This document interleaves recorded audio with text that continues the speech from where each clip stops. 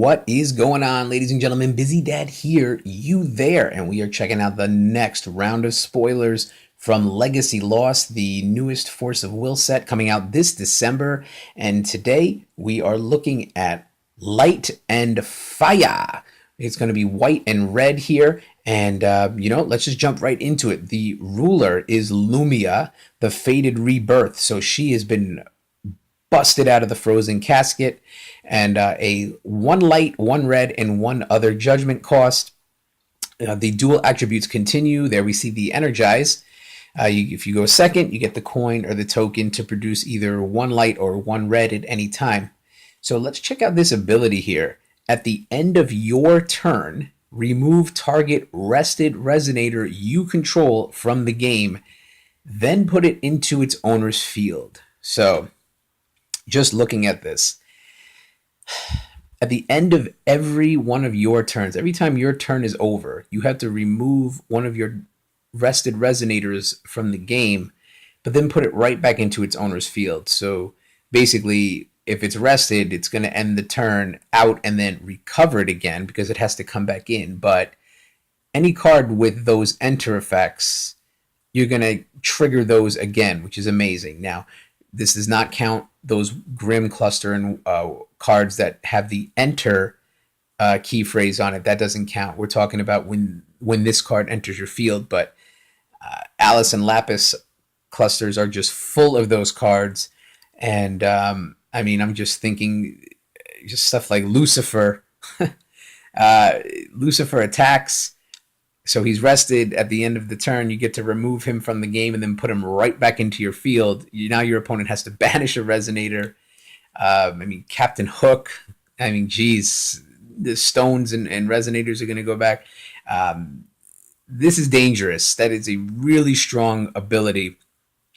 And if you build the right deck, you can put a lot of resonators that have enter the field effects and then just potentially go to town. So let's pay one light, one red, one other, flip her over into Lumia, Saint of the Crimson Lotus, and there's Nyarlathotep in the background, 1,000 attack and defense, human J ruler with swiftness, so she can attack right away. As this card enters your field, you may remove a card named Nyarlathotep, the Crimson Radiance, in your hand from the game. So following the tradition of other rulers we've been seeing here, when you flip, you can remove a specific card from your hand from the game, and if you do, there's a bonus. So if you do, this card gains imperishable, which is great. So we have somebody with imperishable and swiftness. Also, when this card deals damage, you gain that much life as long as the Nyarlathotep card is in the removed area and was removed by this card. So she is super strong. It's a 1,000 with swiftness. If you have Nyarlathotep in your hand, flip her over, remove Nyarlathotep. She now gains an imperishable and life gain whenever she does damage. So, wow. Whenever this card attacks, remove target resonator from the game, then put it into its owner's field rested. So, she could swing. You can remove one of your opponent's blockers so the damage gets through. And then that card goes into its owner's field rested. It seems so powerful. It's crazy just reading both sides of this card. And she's imperishable. So even if somebody does get to her, she just flips back over.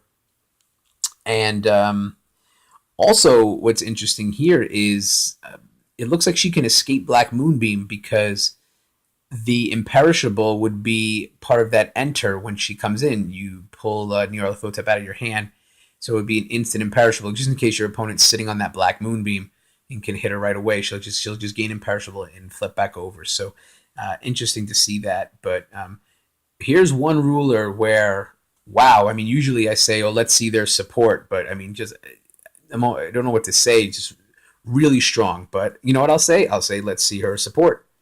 So here's Nyarlathotep, the Crimson Radiance, 2-drop, 1 red, 1 white to play. A human Cthulhu, 700 attack and defense. Stats are good. The limit of 1 with 2 awakening costs. If you pay light, when the card enters your field, remove target resonator from the game. When this card leaves your field for a non-field zone, put that removed card into its owner's field. So she comes in. If she pays the 1 light awakening, you can remove a resonator. And when she leaves, you put that resonator back into its owner's field. So you can take one of your opponent's resonators out of the game, or you could do it to your own, knowing that you'll hit those enter effects again once it comes back into the field. So, I mean, again, with Lucifer and Captain Hook or Celestial Winged Seraph, I mean, you can see where all this is going. Also, an awakening, the red awakening, when this card enters your field, you may play a light or fire chant with total cost 3 or less from your hand without paying its cost. Flame King Shout, anybody. That would be a just tremendous chain. Put in the Nyarlathotep, Flame King Shout for free, and then you could bring in a 3-drop resonator with swiftness. Oof, I mean, these spoilers are unbelievable already. At the end of turn, if there are no limit counters on this card, return it to its owner's hand, which isn't a big deal because you want one of these in your hand when you want to flip Lumia over. So, really good card. Priest of Divine Protection, a 3-drop, 1 red, 1 light, and 1 of other to play. 700 attack and defense with quick cast. So, just like a spell, this resonator can be put on the field at any time. When this card enters your field, if it was played from your hand, remove another target resonator you control from the game, then put it into its owner's field rested.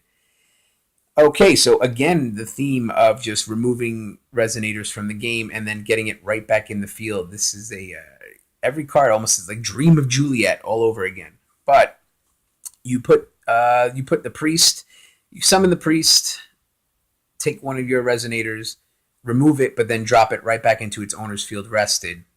So, I mean, I'm just thinking of all those combos, Lucifer and Captain Hook, and just how much damage they could do with cards like this.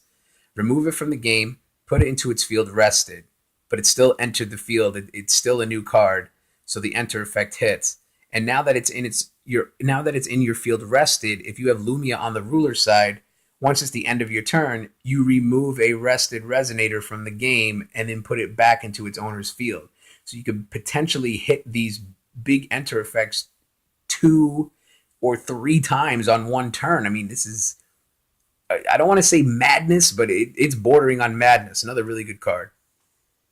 Lumia's Judgment, a chant. You can only do this on your turn. 1 red, 1 light, and X. Remove all non-magic stone, non-J ruler cards with total cost X or less from the game. Feet Sing, elf tokens, you have officially just been dealt with right here, because it's so tough to get rid of them when they start swarming up.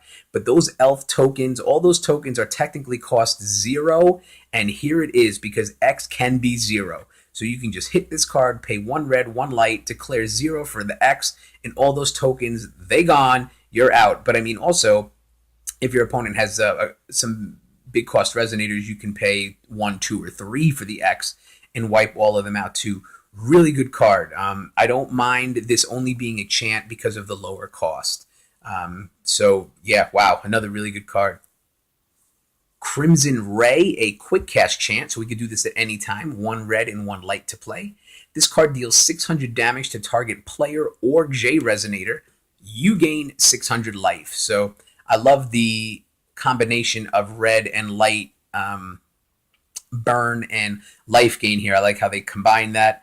Smack your opponent or a J resonator for 600 and take 600 life. This can be done at any time. I really like it for the red and light. Like this card. Finally, our dual stone for today is the Awakened Magic Stone, the Earth. So if your J ruler isn't Lumia, this card enters your field rested unless you pay 300 life. As you guys know, I love that.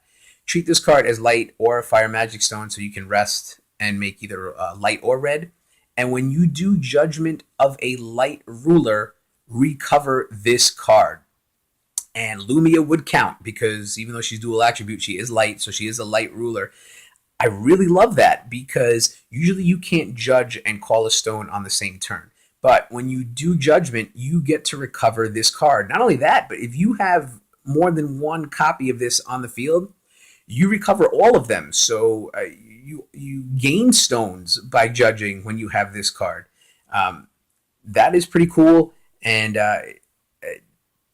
no complaints. And that is the last card, guys. I have to say, out of all the spoilers that I've been doing for these sets lately, I have not been as impressed with a first look of cards that I am right now. Now, there could be stuff I'm missing.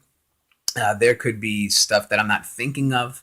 And I know that we have other cards to see, but man, are these cards not unbelievable? Let me know what you think with a comment below. Do you like it? Do you hate it? I don't know how you can hate this, but I love our discussions. So definitely like, share, and subscribe, and we will do more spoilers and videos as we go along. So as always, thanks for a few minutes. I'll talk to you soon. Bye.